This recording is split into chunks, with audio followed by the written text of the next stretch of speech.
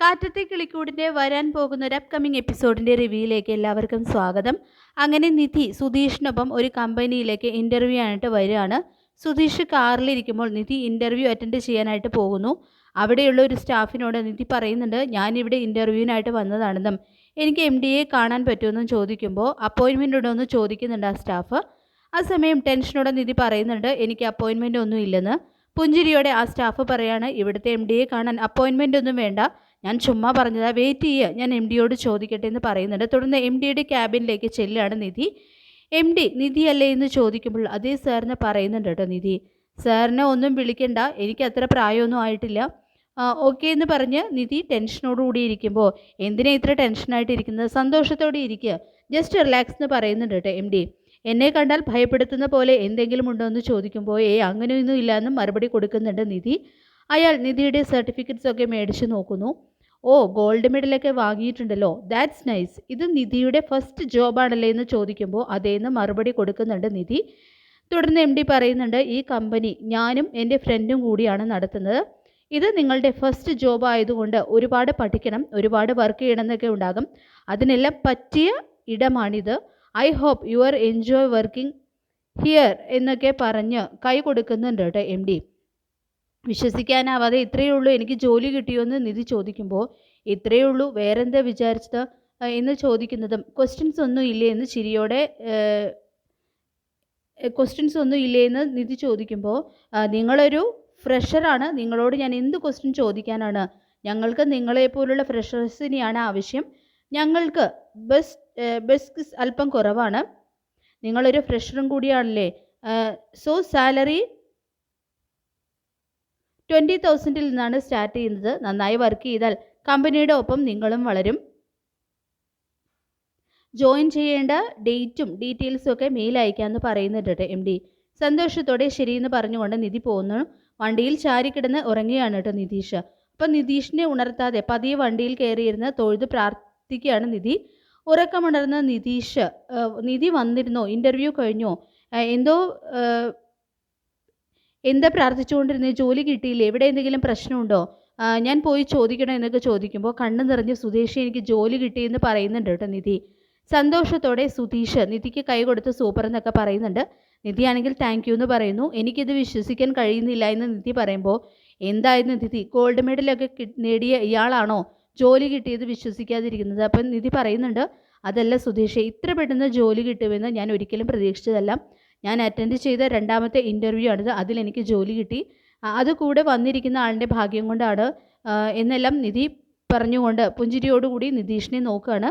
അതൊക്കെ ശരി, എന്നാൽ ജോയിൻ ചെയ്യേണ്ട ഡേറ്റ് എന്ന് നിതീഷ് ചോദിക്കുമ്പോൾ അവരത് മെയിൽ ചെയ്യുന്നു പറയുന്നുണ്ട് കേട്ടോ നിധി. തുടർന്ന് നിധി സന്തോഷത്തോടെ സ്വീറ്റ്സൊക്കെ വാങ്ങി സുധീഷിനൊപ്പം സുഭാഷിൻ്റെ ജോലി സ്ഥലത്തേക്ക് പോകുന്നുണ്ട്. നിധിയെ കാണുന്ന സുഭാഷ് ആണെങ്കിൽ മോളെന്താ ഇവിടെ എന്ന് ചോദിക്കുമ്പോൾ ഞാൻ ഇന്നൊരു കമ്പനിയിൽ ഇൻ്റർവ്യൂവിന് പോയിരുന്നു എന്നും ഇന്ന് എനിക്ക് ജോലി കിട്ടിയെന്നും പറയുന്നു. സന്തോഷത്തോടെ സുഭാഷ്, എനിക്കറിയാമായിരുന്നു മോളെ നിനക്ക് ജോലി കിട്ടുമെന്ന്, ബുദ്ധിയുള്ള പെൺകുട്ടിയല്ലേ നീ, നിനക്ക് ജോലി കിട്ടാതിരിക്കുമോ, എനിക്ക് ഒരുപാട് സന്തോഷമായി എന്ന് പറയുന്നുണ്ട് സുഭാഷ്. എനിക്കും ഒരുപാട് സന്തോഷമായി, അതാണ് സുഭാഷ് ചേട്ടന് സ്വീറ്റ്സ് തരാനായിട്ട് ഞാൻ വന്നത്. ബംഗാളി ചേട്ടനെ അടുത്ത് വിളിച്ച് അയാളോടും സ്വീറ്റ്സ് എടുത്താളാനും നിധിക്ക് ജോലി കിട്ടിയെന്നും പറയുന്നുണ്ട് സുഭാഷ്. അങ്ങനെ നിധി അവിടെയുള്ള ജോലിക്കാർക്കും സ്വീറ്റ്സ് ഒക്കെ കൊടുക്കുന്നു. ഇതേ സമയം അവിടേക്ക് ഭയ്യ എന്ന് വിളിച്ചുകൊണ്ട് ബംഗാളി ചേട്ടൻ്റെ സഹോദരി വരുന്നുണ്ട് കേട്ടോ. ആരാണ് ഇതെന്ന് നിധി ചോദിക്കുമ്പോൾ എൻ്റെ സഹോദരിയാണ് ഇതെന്ന് പറയുന്നുണ്ട് ബംഗാളി. നമസ്തേ എന്ന് ഹിന്ദിയിൽ അത് പറയുമ്പോൾ ഹിന്ദി മാത്രമേ അറിയുള്ളൂ എന്നും മലയാളം അറിയില്ലെന്നും സുധീഷ് ചോദിക്കുമ്പോൾ ബംഗാളി നമ്മൾ അങ്ങോട്ട് പറയുന്നത് മനസ്സിലാകും, പക്ഷേ ഇങ്ങോട്ട് പറയാൻ അറിയില്ലെന്ന് പറയുന്നുണ്ട് അയാൾ. എനിക്ക് ഭക്ഷണവുമായി വന്നതാണ് മോളെ, ഇത് സുഭാഷ് ഭായിയുടെ ബ്രദർ സുധീഷാണ്, സുധീഷ് ഭയ്യയുടെ വൈഫാണ് ഇത് പേരെന്ന് പറഞ്ഞുകൊണ്ട് പെങ്ങൾക്ക് പരിചയപ്പെടുത്തി കൊടുക്കുന്നുണ്ട് ബംഗാളി. സുധീഷ് ആണെങ്കിൽ അതിനും സ്വീറ്റ്സ് ഒക്കെ കൊടുക്കുന്നുണ്ട്. പിന്നീട് നികേഷും നിധിയും ഷോപ്പിംഗ് കഴിഞ്ഞിട്ട് വരികയാണ് കേട്ടോ. സുഭാഷ് ചോദിക്കുന്നുണ്ട്, നിങ്ങളെന്താ ഇത്ര വൈകിയെന്ന് ചോദിക്കുമ്പോൾ ഓഫീസിൽ ഇട്ടുകൊണ്ട് പോകാൻ പറ്റിയ ഡ്രസ്സൊന്നും ഇല്ലല്ലോ, അതുകൊണ്ട് ഓഫീസിൽ ഇട്ടുകൊണ്ട് പോകാൻ പറ്റിയ ഡ്രസ്സുകൾ എടുക്കാൻ പോയതാണെന്ന് പറയുന്നുണ്ട് നിധി.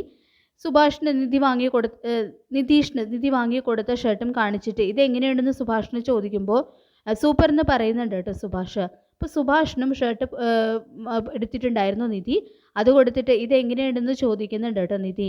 എനിക്ക് എന്തിനാ മോളെ ഷർട്ടെന്ന് സുഭാഷ് ചോദിക്കുമ്പോൾ ഞാനിത് സുഭാഷിനേട്ടന് വേണ്ടി വാങ്ങിയതാണെന്നും എങ്ങനെയുണ്ടെന്നും ചോദിക്കുന്നുണ്ട് നിധി. അപ്പം നന്നായിട്ടുണ്ട്, പക്ഷേ ഞാൻ ചെയ്യുന്ന ജോലിക്ക് എന്തിനാ പുതിയ ഷർട്ടൊക്കെ? സുഭാഷ് ചേട്ടൻ എന്താ എപ്പോഴും ജോലി ചെയ്യാണോ? പുറത്തൊക്കെ പോകില്ലേ? അപ്പോൾ നല്ല ഷർട്ടൊക്കെ വേണ്ടേ എന്ന് പറയുന്നുണ്ട് കേട്ടോ നിധി. അങ്ങനെ ഹരീഷിനും എന്തിന് ഭാസ്കരനെ വരെ ഷർട്ട് എടുത്ത് കൊടുക്കുന്നുണ്ട് നിധി. നന്നായിട്ടുണ്ട് മോളെ, ഷർട്ട് എനിക്ക് ഇഷ്ടപ്പെട്ടു എന്ന് പറഞ്ഞ് അതുമായിട്ട് പുറത്തു പോകുകയാണ് ഭാസ്കരൻ. തനിക്ക് കിട്ടുമെന്ന പ്രതീക്ഷയിൽ നിൽക്കുന്ന സുധീഷിനെ ഒന്ന് നോക്കുക പോലും ചെയ്യാതെ നിധി മുറിക്കകത്തേക്ക് പോകുന്നുണ്ട്. മുറിക്കകത്ത് നിന്നും വന്ന നിധി കാണുന്നത് സങ്കടത്തോടെ നിൽക്കുന്ന സുധീഷിനെയാണ് കേട്ടോ. അപ്പോൾ എന്താ നിധി, എല്ലാവർക്കും ഡ്രസ്സ് എടുത്തിട്ടും എനിക്ക് എടുത്തില്ലെന്ന് തുറന്ന് ചോദിക്കുന്നുണ്ട്. അച്ഛന് വരെ വാങ്ങി കൊടുത്തിട്ടും എനിക്ക് മാത്രം വാങ്ങണമെന്ന് തോന്നിയില്ലെന്ന് ചോദിക്കുമ്പോൾ ഇല്ല എന്ന് പറയുന്നുണ്ട് നിധി. ഇതേ സമയം ഹരീഷും നികേഷും കൂടി സുധീഷിന് ഷർട്ട് കാണിച്ചു കൊടുക്കുന്നുണ്ട്. നന്നായിട്ടുണ്ടെന്ന് നിധി പറയുന്നുണ്ട് കേട്ടോ സുധീഷ്. ഞങ്ങൾ മോൾക്കാണ് ഡ്രസ്സ് വാങ്ങിച്ചു തരേണ്ടത്, ആ സമയത്ത് മോള് ഞങ്ങൾക്ക് വാങ്ങിച്ചു തരൂ എന്ന് പറയുന്നുണ്ട് സുഭാഷ്. ഇതേ സമയം നിങ്ങൾ എനിക്ക് വേണ്ടി എന്തെല്ലാം ചെയ്തു? അത്രയ്ക്കൊന്നും ഞാൻ ചെയ്തിട്ടില്ല എന്ന് പറയുമ്പോൾ അപ്പോൾ ഞാനൊന്നും ചെയ്തിട്ടില്ലല്ലോ എന്ന് സുധീഷ് മനസ്സിൽ വിഷമത്തോട് ചിന്തിച്ച് നിൽക്കുമ്പോൾ തന്നെ ചിരിയോടെ വന്ന് സുധീഷിന് നേർക്ക് നേരിട്ടുന്നുണ്ട് സുധീഷിനുള്ള ഷർട്ട് നിധി. അപ്പോൾ ഇത് കണ്ട് സുധീഷിൻ്റെ സകല സങ്കടങ്ങളും പറന്നു പോകുന്നുണ്ട് കേട്ടോ.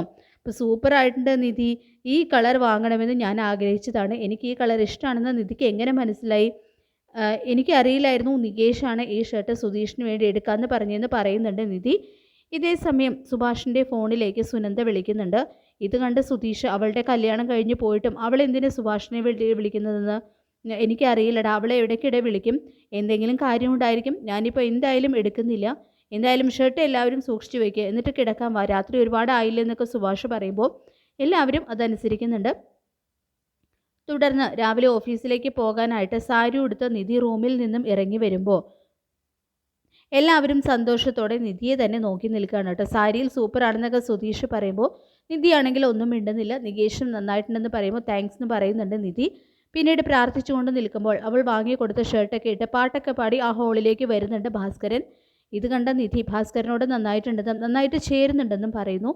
ഇതേ സമയം നികേഷ് ആ പെണ്ണുമായി വന്ന് അത് നിധിക്ക് കൊടുത്തിട്ട് ഇതെൻ്റെ ഫേവറേറ്റ് പെന്നാണെന്നും ഇത് ഏട്ടത്തിക്കാണെന്നും പറഞ്ഞ് കൊടുക്കുന്നുണ്ട് കേട്ടോ. അപ്പം നിനക്കോ എന്ന് ചോദിക്കുമ്പോൾ ഞാൻ വേറെ വാങ്ങിച്ചോളാമെന്നും ഞാനിതുകൊണ്ട് എപ്പോൾ പരീക്ഷ എഴുതിയാലും നല്ല മാർക്ക് കിട്ടുമെന്നും പറയുമ്പോൾ താങ്ക്സ് എന്ന് പറയുന്നുണ്ട് കേട്ടോ നിധി. അതേസമയം തുടർന്ന് ഹരീഷ് ആണെങ്കിൽ ഓൾ ദി ബെസ്റ്റ് എന്ന് പറയുന്നു. ഇത് കേട്ട് നിധി ഹരീഷിനോടും താങ്ക്സ് പറയുന്നുണ്ട്.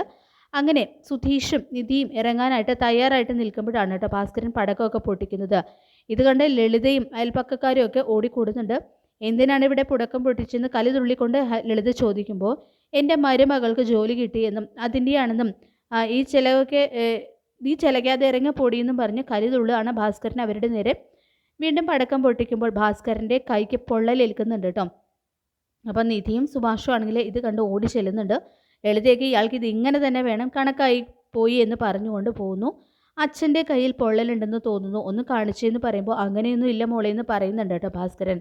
മോള് ജോലിക്ക് പോയിക്കോ, എനിക്കൊന്നും ഇല്ല എന്ന് പറയുന്നുണ്ട് ഭാസ്കരൻ. അങ്ങനെ നിധിയെ നിർബന്ധപൂർവ്വം ഭാസ്കരൻ ജോലിക്ക് പറഞ്ഞു വിടാണ്. സുഭാഷ് ആണെങ്കിൽ അച്ഛൻ്റെ കൈ ഡ്രസ്സ് ചെയ്ത് കൊടുക്കുന്നുണ്ട് കേട്ടോ. അപ്പോൾ സന്തോഷത്തോടെ അമ്പലത്തിലൊക്കെ കയറിയിട്ടാണ് സുധീഷും നിധിയും പോകുന്നത്. ജോലി കിട്ടിയത് വീട്ടിൽ വിളിച്ച് പറയുമ്പോൾ ഞാനൊന്നും പറയാൻ പോകുന്നില്ലെന്നും എനിക്ക് താങ്ക്സ് പറയാനുള്ളത് സുധീഷിനോടാണെന്നും ചിരിയോടുകൂടി പറയുന്നുണ്ട് കേട്ടോ നിധി. അങ്ങനെ സുധീഷ് നിധിയെ കമ്പനിയിൽ ഇറക്കി വിടാണ്. താങ്ക്സ് ഒക്കെ സുധീഷിനോട് പറഞ്ഞ് നിധി സന്തോഷത്തോടെ പുതിയ കമ്പനിയിലേക്ക് ജോലിക്കായിട്ട് കയറുന്നത് ചിരിയോടുകൂടി നോക്കി നിൽക്കുകയാണ് കേട്ടോ സുധീഷ് ചെയ്യുന്നത്.